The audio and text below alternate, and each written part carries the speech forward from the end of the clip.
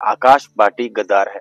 आकाश बाटी ने संगठन के साथ गद्दारी की। आपका कहने का मतलब यह है कि यहाँ पे जो काम कर रही है एबीवीपीएसयू उसमें डिजर्विंग कैंडिडेट्स को मौका नहीं दिया जा रहा। Just quote their words, I will tear you apart, you will run away from Hyderabad. मुझसे डिजर्विंग अगर कोई कैंडिडेट है तो मैं बैकआउट कर जाऊंगा। और आपने एक तरह से मैं कहूं कि बगावत की है। आप डिजर्विंग क्यों नहीं थे उनकी नजर में? अभी जो परिषद में स्प्लिट हुआ है तो क्या आपको नहीं लगता कि आपका ऐसे इलेक्शन लड़ना, संगठन का अलग से लड़ना, कि अगर अपने घर में गंदगी ज्यादा हो जाए तो कूड़ा भी हमें उठाना पड़ेगा। हेलो एंड वेलकम बैक, मैं हूं आरजे असद और आज मेरे साथ मौजूद हैं आकाश बाटी। बाटी, सबसे पहले मैं एक चीज आपसे जानना चाहूंगा जो कि यूनिवर्सिटी के पूरी हवा में एक बात फैली हुई है कि आकाश बाटी गद्दार है। आकाश बाटी ने संगठन के साथ गद्दारी की, धोखा किया। किस तरह से देखते हैं आप इस इल्जाम को? बिल्कुल नहीं। जो लोग आज ब्लेम लगा रहे हैं कि आकाश बाटी गद्दार है, उन्हें देखना चाहिए कि आकाश बाटी का हिस्ट्री क्या है। अखिल भारतीय विद्यार्थी परिषद के साथ आकाश बाटी का नाता कब से है? तो आकाश बाटी बिल्कुल गद्दार नहीं है और ना कोई इसे ब्लेम कर सकता है।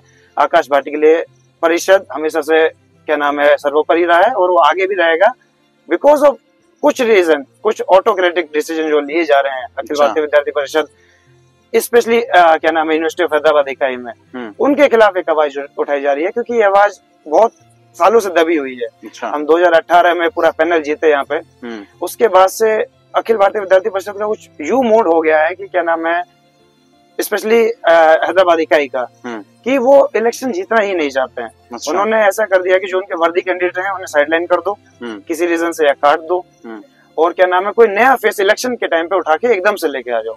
अच्छा। तो ये जो सोच है, क्योंकि हमारा भी एक सपना है कि अखिल भारतीय विद्यार्थी परिषद यहाँ पे जीते। हमने 5 साल यहाँ पे काम किया, उससे पहले 4 साल अलग काम किया है। तो एक होता है एज ए कार्यकर्ता, मैं नहीं, मेरे साथ 100, 200, हजारों कार्यकर्ता हैं जो आए और चले गए, एक सपना लेके आए थे और वो सपना लेके ही चले गए कि अखिल भारतीय विद्यार्थी परिषद जीते। जब भी चांस होता है तभी कुछ लोग अपनी मोनोपोली करने के लिए, और एक हिंदी में चाटुकारिता वर्ड हो गया है। अच्छा। कि उनके जो फेवर में लोग हैं, जो हाँ जी करते हैं, वो उस कल्चर के खिलाफ हम लोग हैं। और मैं अकेला नहीं हूँ, मेरे साथ पूरा एबीवीपीएसयू का कैडर, एबीवीपीएसयू के यूनिट में जो लोग हैं, वो सब लोग, उन्होंने बोला कि भैया ये बहुत हो गया है, अभी हमें आवाज उठानी चाहिए। वो होता है ना असद भाई, कि अगर अपने घर में गंदगी ज्यादा हो जाए तो कूड़ा भी हमें उठाना पड़ेगा। आकाश, लेकिन एक बात यहाँ पे आती है कि जैसे यहाँ पे मैं इसको एक सीधी बात कहूंगा कि स्प्लिट हुआ है, अभी जो परिषद में स्प्लिट हुआ है, तो क्या आपको नहीं लगता कि आपका ऐसे इलेक्शन लड़ना, संगठन का अलग से लड़ना, क्या इसमें वोट बैंक डिवाइड होगा और क्या एबीवीपी को इसका नुकसान उठाना पड़ सकता है? जी बिल्कुल होगा नुकसान। एबीवीपी को नहीं, एबीवीपीएसयू को उठाना पड़ेगा और नुकसान हमें भी उठाना पड़ सकता है, क्योंकि हम लोगों ने जो स्टैंड क्लियर किया, ऐसा नहीं है कि हमने ये फैसला एकदम अचानक से यूं ही ले लिया। कुछ लोग हैं, मुझे अपॉर्चुनिटीज भी बुला सकते हैं। क्यों? क्योंकि उन्हें पूरा अंदर का स्टोरी नहीं मालूम है। मैं जब यहाँ पे हैदराबाद विश्वविद्यालय में आया, उसके बाद मेरा एमए हिस्ट्री हुआ, उसके बाद यूनिट जो नया पहला यूनिट बना, उसमें मुझे ज्वाइंट सेक्रेटरी बनाया गया। ठीक है। उसके बाद मैंने काम किया डायरेक्टली। उसके बाद लॉकडाउन में यहाँ पे कोई नहीं था विद्यार्थी परिषद का, क्योंकि मेरा ट्रेन 26 तारीख को था, 23 तारीख को या 24 या 22 को, एग्जैक्टली डेट में याद नहीं है, लॉकडाउन हो गया था। तो कुछ कारण की वजह से बाकी स्टूडेंट के साथ मैं भी यहाँ पे था। ठीक है। तो उन 2 साल में एज ए ज्वाइंट सेक्रेटरी रहते हुए मैंने जितना भी परिषद का कार्य था हैदराबाद विश्वविद्यालय में, वो सब किया, बिना किसी से कोई क्वेश्चन पूछे, बिना किसी को बताए हुए न जताए हुए कि मैंने किया। सही। तो वो कभी नहीं था कि किसी दायित्व के लिए, किसी पोजीशन के लिए या संगठन के लिए, नहीं, एक विचार था जो हमें समझ में आया, जिसके लिए हम लड़ सकते थे, जिसके लिए हमें काम करना था, जिस विचार को आगे बढ़ाना था, और वो हम बढ़ाएंगे। ठीक है। हम मोहताज नहीं है कि कोई 3-4 लोग एक मोनोपोली बनाए, ऑटोक्रेटिकली डिसीजन ले और वो डिसीजन के नाम पे बोल दे कि ये संगठन का डिसीजन है।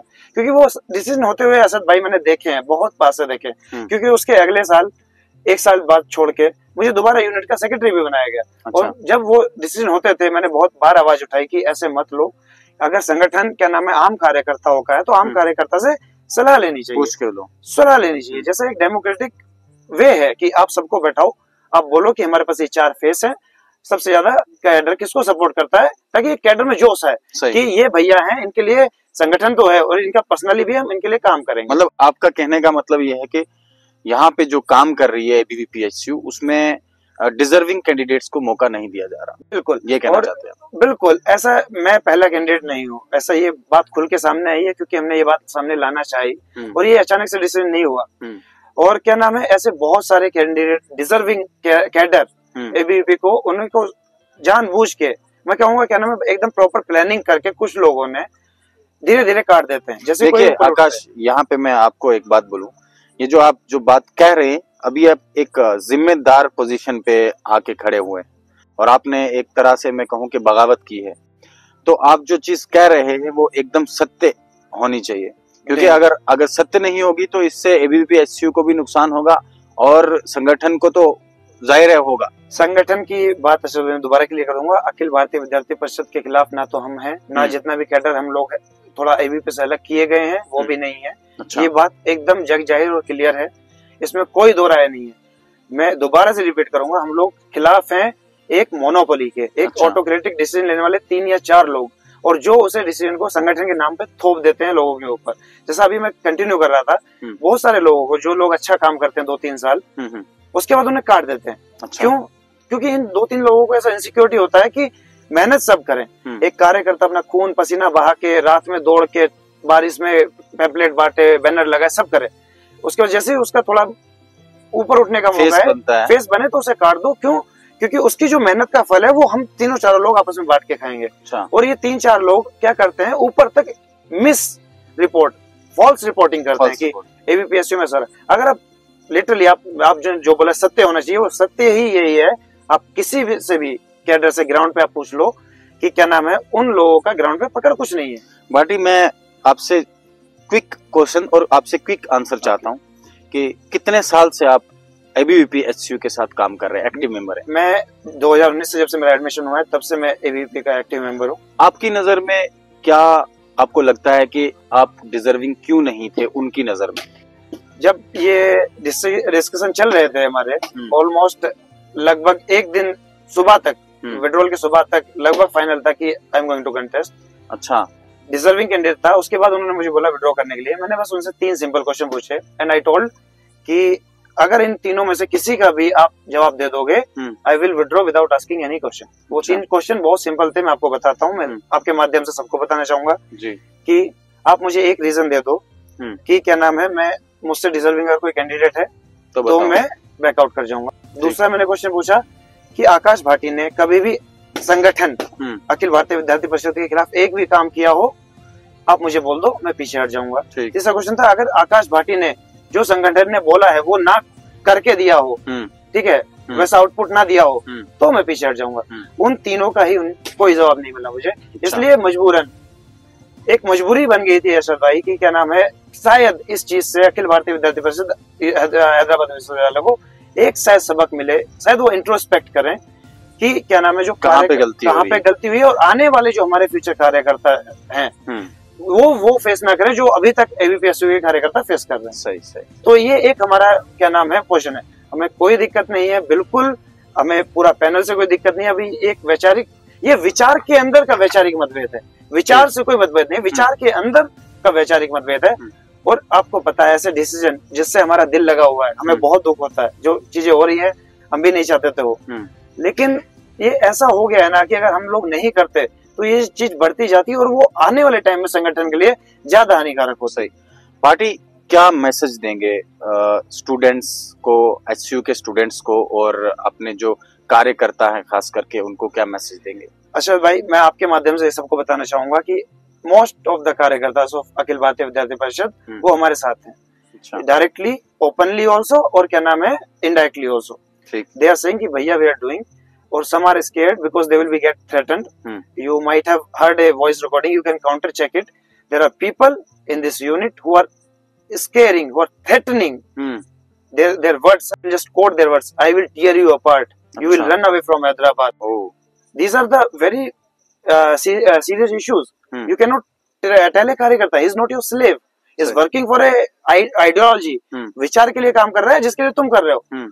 कोई क्या नाम है, आप उसे तनख्वाह नहीं दे रहे हैं, तो और तनख्वाह दे भी रहे तो भी आप किसी से इस तरह से बातें नहीं कर सकते। उसमें गाली गलौज की जाती है, कार्यकर्ता उसका रीजन क्या था, क्योंकि उस कार्यकर्ता ने ग्रुप में कुछ सवाल पूछ लिए अखिल भारतीय विद्यार्थी परिषद की कार्यशैली में, जो पहले नहीं थी, कि आप लोग आने के बाद ऐसा क्यों कर रहे हो। तो ये उसी चीज की लड़ाई है कि आप ऐसा करेंगे तो कार्यकर्ता कहाँ तक जाएगा।